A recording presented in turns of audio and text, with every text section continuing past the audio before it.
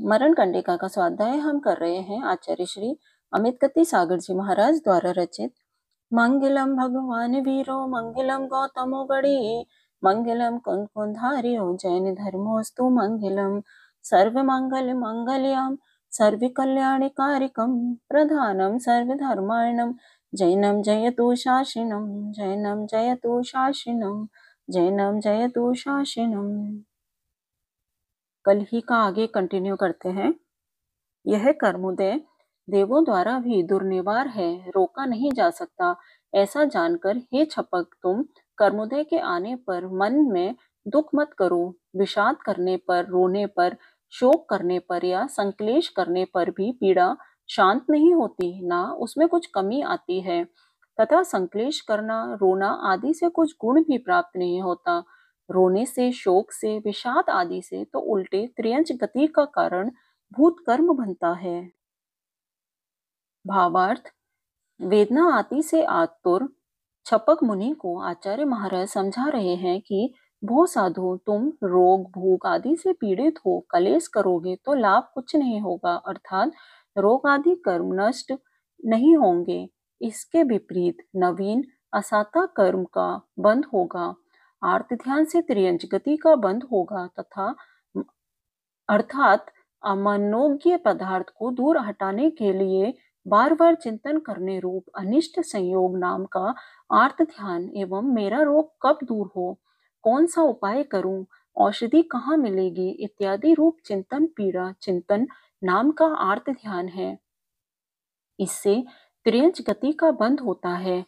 कोई अज्ञानी संक्लेश करता है तो समझना चाहिए उसने मुष्टियों से आकाश को मारा, भूसे को मूसल से कूटा और पानी को विलोया है, अर्थात जैसे आकाश को मारने से आकाश का घात नहीं होता, भूसे को कूटने से चावल नहीं निकलता, जल को विलोने से मक्खन नहीं निकलता, वैसे संक्लेश करने से पीड़ा शांत नहीं होती। उसके लिए संक्लेश करना व्यर्थ है, जैसे भूसा कूटना आदि व्यर्थ है। जैसे कोई पुरुष समय पर कर्ज लेता है, उसका उपभोग करता है, परंतु जब उचित काल व्यतीत होने पर उस कर्ज से लाए धन को साहूकार के लिए देता है, उसको देते समय क्या खेद होता है, क्योंकि वह जानता है कि कर्ज से लाया धन धनिक को लौटाना ही है। उसी प्रकार पूर्व जन्म में स्वयं ने पाप कर्म का संचय किया, अब वह उदय को प्राप्त हो चुका है। उस कर्म के उदय विकार को जानते हुए किस पुरुष का मन दुखित होगा।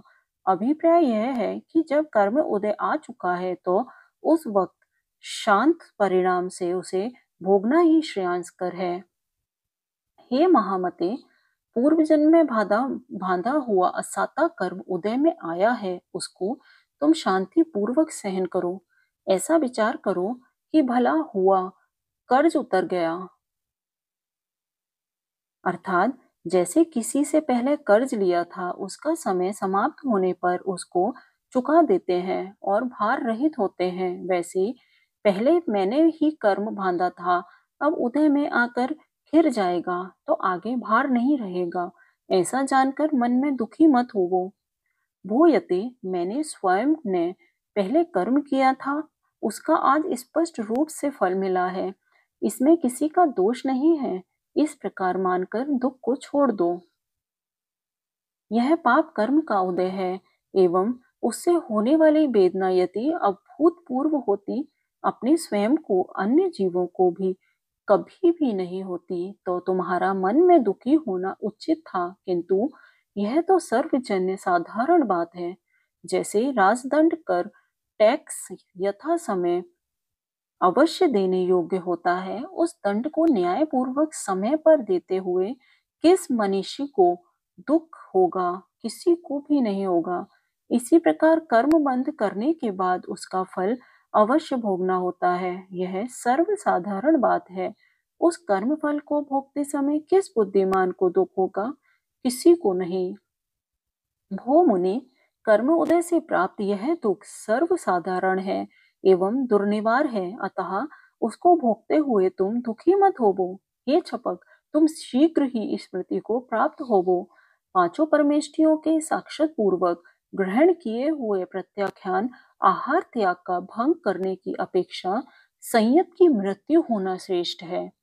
भो छपक, इस प्रकार तुम निश्चित समझो, पंच परमेष्ठियों की साक्षी से आहार त्याग करके पुनः उस त्याग को स्वीकार नहीं करना, छोड़ने के भाव करना या छोड़ देना, इससे तो पंच परमेष्ठि का तिरस्कार करना है, क्योंकि उनके समक्ष ही व्रत लिया और फिर व्रत पालन को मना कर दिया।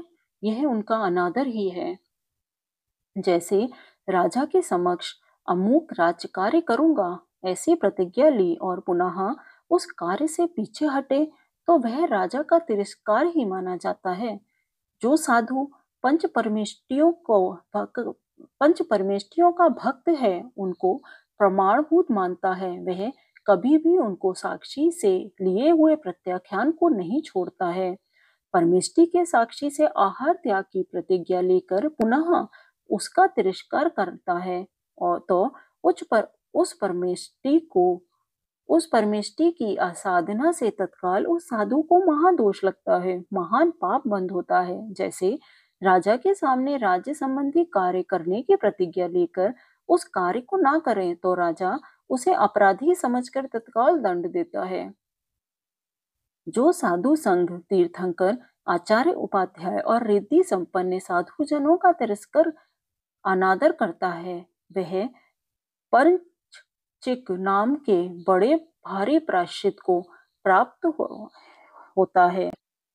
अर्थात इन संघ, तीर्थंकर आदि की असाधना करने पर परंचिक प्रायश्चित द्वारा ही उसकी शुद्धि होती है, अन्यथा नहीं। राजा के कार्य की प्रतिज्ञा लेकर उसको ना करे तो उससे राजा का तिरस्कार होता है और तिरस्कार को प्राप्त हुआ राजा उनको धन हरण आदि दुख देता है। वह दुख केवल उसी एक भव में होता है, किंतु जो व्यक्ति जिनेंद्र देव के साक्षी से नियम लेकर उसको छोड़ देता है, उससे जिनेंद्र की असाधना होती है, उससे ऐसे निकांचित कर्म का बंध होता है कि जिसके द्वारा कोटि कोटि भावों में दुख प्राप्त होता है। मोक्ष अभिलाषी साधु के मरण की शरण लेना श्रेष्ठ है, किंतु अरिहंत सिद्ध आदि परमेष्ठियों की साक्षी से लिए हुए प्रत्याख्यान को छोड़ना श्रेष्ठ नहीं है, क्योंकि मरण की एक भव में दोष देता है, भव का नाश करता है, किंतु यदि प्रत्याख्यान व्रत का भंग हो जाए तो कोटि कोटि भवों में दोष होता है, अनंत भवों में दुर्गति प्राप्त होती है।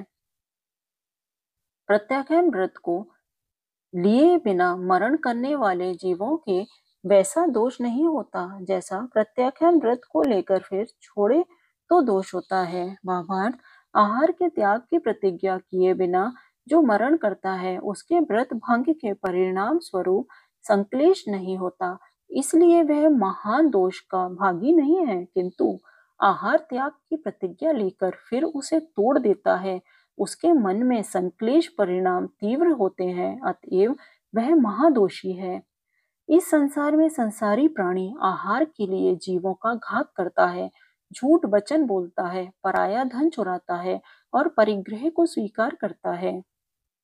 वैसे ही निर्लज्ज साधु आहार के लिए जगत में सारभूत ऐसे रत्नत्रय को छोड़ देता है और अपने जगत विख्यात कुल को मलिन करता है।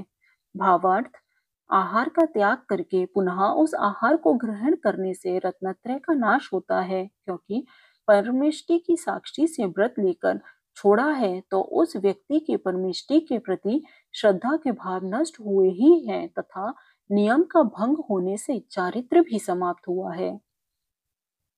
जो साधु आहार का त्याग कर पुनः ग्रहण करता है उसका अपने जन्म का जो उच्च कुल है वह और दीक्षा का कुल जो आचार्य परंपरा या संघ है वह मलिन होता है, क्योंकि लोग अब बात करते हैं कि अमुक कुल के साधु ने, अमुक संघ के साधु ने प्रत्याख्यान का भंग किया है, देखो इसने प्रतिज्ञा को तोड़ दिया है इत्यादि। जो मनुष्य जीव इंद्रिय के वश में होता है उसकी तीक्ष्ण बुद्धि भी नष्ट हो जाती है, वह आहार लोलुप व्यक्ति ब्रज के भंगन से मानो बंधा हुआ बिल्कुल परतंत्र होता है। भावार्थ, भोजन लपटी पुरुष की बुद्धि नष्ट होती है, अर्थात अन्य का लोभी मन से युक्त अयुक्त का विचार नहीं कर पाता। जीवा के वशीभूत हुए मानव की बुद्धि पहले भले ही तीक्ष्ण हो, किंतु जीवा की अधीनता से वह नष्ट होती है। रसों में लुप्त होकर वह पदार्थ का यथार्थ निर्णय करने में असमर्थ होता है। आहार के बस होकर मनुष्य रत्नत्रय धर्म, धैर्य, कृतज्ञता और महामत्य को भी नष्ट कर डालता है और अपना महान अनर्थ करता है। जैसे मछली जाल में लगे हुए खाद्य वस्तुओं के वश होकर उनको खाने जाती है और फंस कर अपने प्राण खोने रूप महा अनर्थ करती है। मनुष्य कुलीन है, धार्मिक है, अभिमानी और प्रसिद्ध कीर्ति वाला एवं बुद्धिमान है। वह भी आहार के वशीभूत हुआ अभक्ष्य पदार्थ का सेवन करने लगता है और इस तरह अपने कुल आदि से विरुद्ध ऐसी क्रिया करता है। क्षुधा से पीड़ित हुए मनुष्य दुर्भिक्ष आदि के समय अन्न के अभाव में बिल्ली, शिशुमार, सर्प और तो क्या मनुष्य का भी भक्षण कर जाते हैं तथा अपने खुद की संतान, पुत्र पुत्री को भी खा जाते हैं। इस विश्व में उभय जन्मों में जो कुछ अनर्थकारी दोष हैं, वे सबके सब आहार से आसक्त चित्त वाले जीव के हो जाते हैं। आहार संज्ञा में से महामत्य, आहार संज्ञा से महामतस्य, महाभयावह सातवें नरक में जाते हैं तथा नष्ट बुद्धि तंदुल मत्स्य भी सातवें नरक में जाता है। विशेषार्थ स्वयंभू मरण नाम के अंतिम महासमुद्र में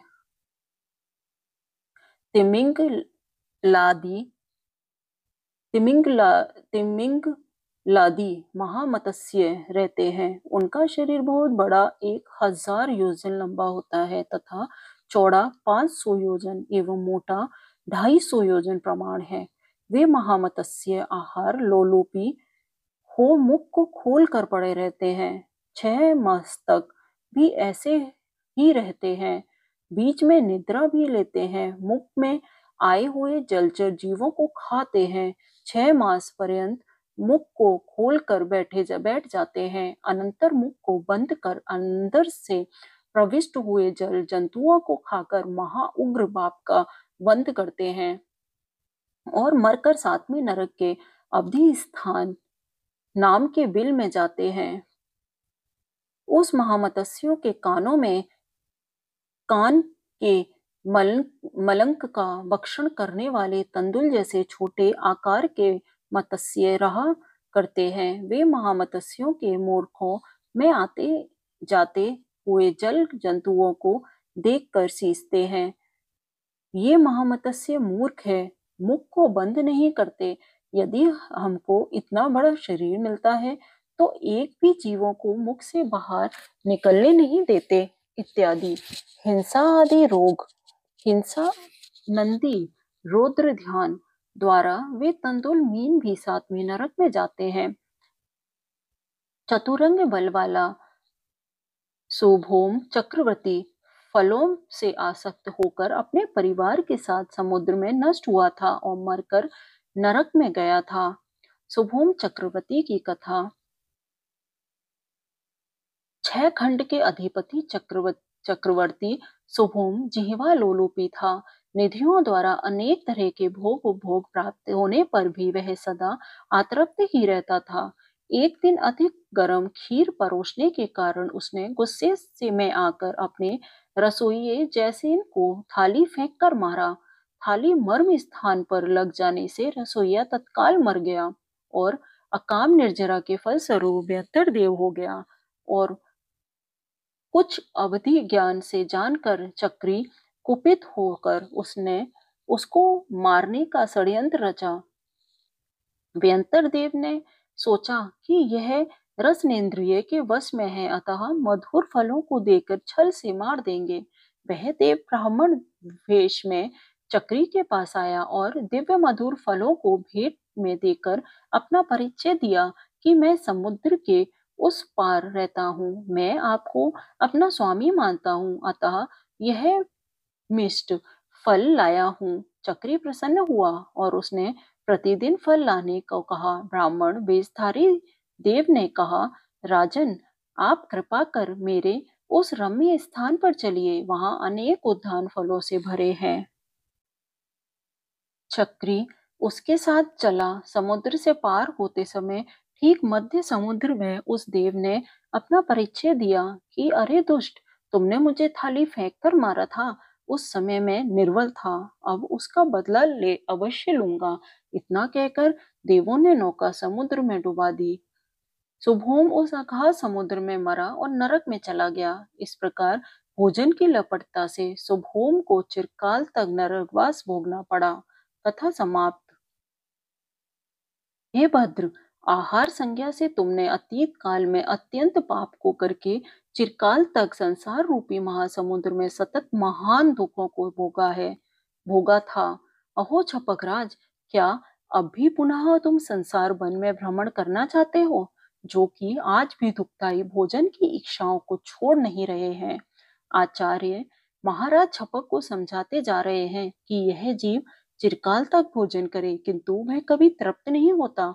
वह तृप्ति हुए बिना सदा ही मन में आहार की उत्कंठा बनी रहती है।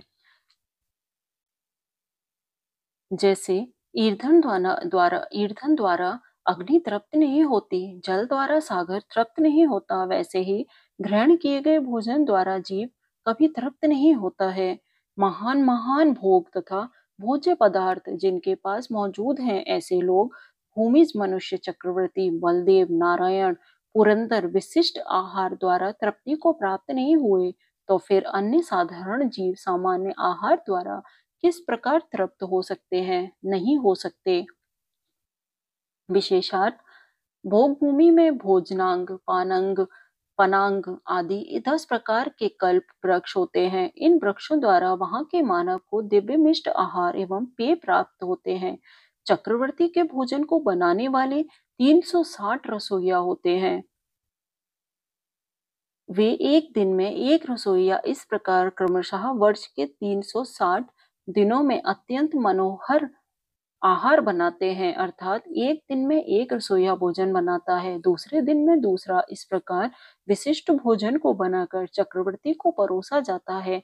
ऐसे भोजन में भी चक्रवर्ती तृप्त नहीं हो पाता।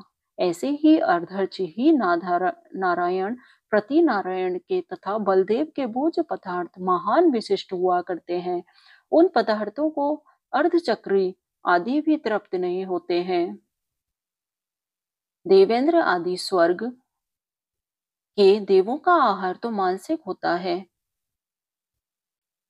आयु प्रमाण के अनुसार कभी कभी मन में भोजन की इच्छा होती है और तत्काल उनके कंठ से अमृत झरता है, उससे देवों की इच्छा पूर्ण होती है।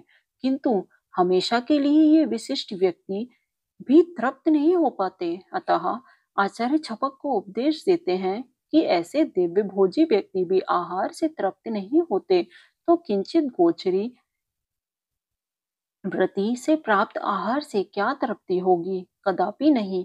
इसीलिए आहार की वांछा करना व्यर्थ है। भोजन में अत्यंत लपटता रखने वाले जीव के यह पदार्थ बड़ा स्वादिष्ट है, यह नमकीन बहुत अच्छा है, इसको पहले लेना चाहिए इत्यादि रूप भोज्य पदार्थ में आसक्ति रहने से आकुलता रहती है और आकुलित चित्त वाले पुरुष की प्रीति नहीं होती। इस तरह रति और प्रीति के बिना उसको सुख कहाँ से होगा? नहीं हो सकता। भाव यह है कि निराकुलता सुख है और आहार लपटी की निराकुलता नहीं होती, अतः उसको सुख नहीं मिल सकता। अतीत काल में अनंत बार विविध उपायों द्वारा समस्त पुद्गलों का तुमने भक्षण किया है। हे मुनि, फिर भी तुम्हारा मन तृप्त नहीं हुआ। हे सुबुद्धे, जब अतीत में बहुत सारे भोजन से तुम्हारी तृप्ति नहीं हुई, तो अब गोचरी से पर्याप्त हुए किंचित भोज्य को कंठगत प्राण द्वारा खाकर क्या तृप्ति को प्राप्त करोगे? नहीं कर करोगे। जिसकी समुद्र जल को पी डालने पर भी तृप्ति नहीं हुई, ओप्त की 2-3 बिंदु कणों को पीने से क्या तृप्ति होगी? नहीं हो सकती। हे यते, पूर्व में भोगे हुए इस आहार में तुम्हें क्या इच्छा है, विस्मय है? यह तो सब प्राप्त हो चुका है। संसार में अपूर्व वस्तु के में अभिलाषा हुआ करती है। यह आहार अपूर्व होता, पहले कभी प्राप्त नहीं किया होता, तो उसमें अभिलाषा करना युक्त था। केवल तत्काल में सुखदायक इस भोज्य वस्तु में कोई विशेष सुख नहीं मिलता, उल्टे अभिलाषा अब करने वाले पुरुष के जो गृद्धि के भाव हैं उनमें तो बड़ा भारी दुख होता है। भावार्थ, जब जीवा पर आहार आता है तभी सुख होता है, वह सुख भी अति अल्प है। अभिलाषा से आहार करने में सुख की अपेक्षा दुख ही ज्यादा है, अथवा आहार की प्राप्ति करने के लिए अधिक कष्ट करने पड़ते हैं। अतः आहार में सुख कम है और दुख अधिक है। आगे का स्वाध्याय कल करेंगे। जा वाणी के ज्ञान से सुझे लोकालोक, जो वाणी मस्तक धरो सदा देत हो ढोक। है जिन वाणी भारती तो ही जपु दिन रैन, जो तेरी शरण आ गए सो पावे सुख चैन, जो तेरी शरण आ गए सो पावे सुख चैन। 9वां नमोकार मंत्र।